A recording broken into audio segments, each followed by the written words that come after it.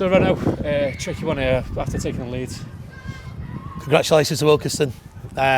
The worst way to win a game, to lose a game of football, is in the 96th minute. And I think he had 4 minutes stoppage, but like you said, it's a minimum of 4 minutes, so they found the other 2 minutes. But I'm not blaming the referee for conceding the last minute. We've got to do better. But you can't take away from the opposition. I thought they were excellent first half. I thought we weren't great, but then we started well second half.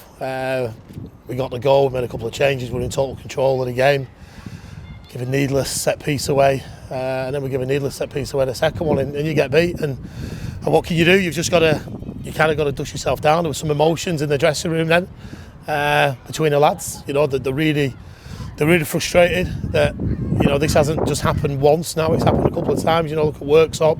You've got to be professional enough to come in and take a point, even though we're disappointed with a point. But when your teams are knocking, and Ilkeston were knocking, they went and got the winner, and you've just got to say well done to them. That won't define our season, but it does hurt today. Absolutely, it says enough from coming to grounds like this, able to hold on to a lead and getting disappointed and not getting the points. Yeah, listen, they're a good side. They're up there. They're one of the 6 now in the league. They've still got an outside chance of the playoffs. They're good in key areas. Got a lot of good players. Good coaching team.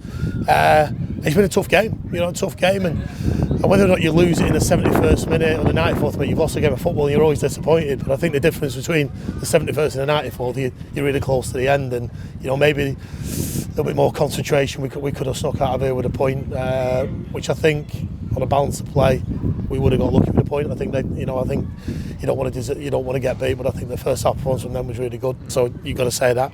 But our lads are learning. They're learning, and this is just a setback. It's another kind of, if you will, bump in the road that we've got to learn from as a group.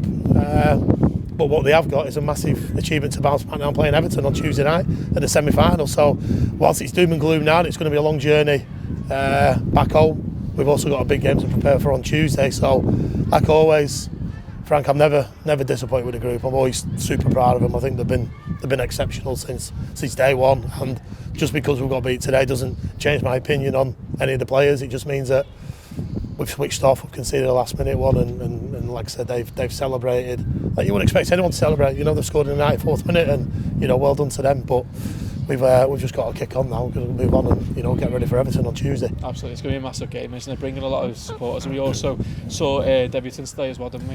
I thought Harrison Wood was excellent. I thought Murray come on and was really good. You can see why they're both doing really well at respective clubs in Blackburn and Burnley.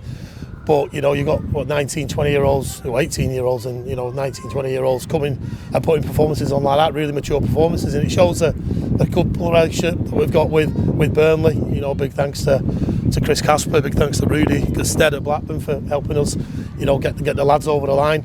But they trust the players to come to Warrington Rylands and be coached by the management team, and they've done really well. They've done really well today. Fortunately, they're obviously both unavailable for Tuesday night, and it gives us a chance to kind of rotate it again. But between now and the end of the season, we're going to have hopefully Harrison Hopper back as well, so a squad of 20. They'll get us over the line, and then we'll reflect on the season and we'll see what we need to do in the summer. But it's still a long way to go. We can't talk about that because the game against Everton is going to be massive now Tuesday, and then a home game at the Hive next Saturday.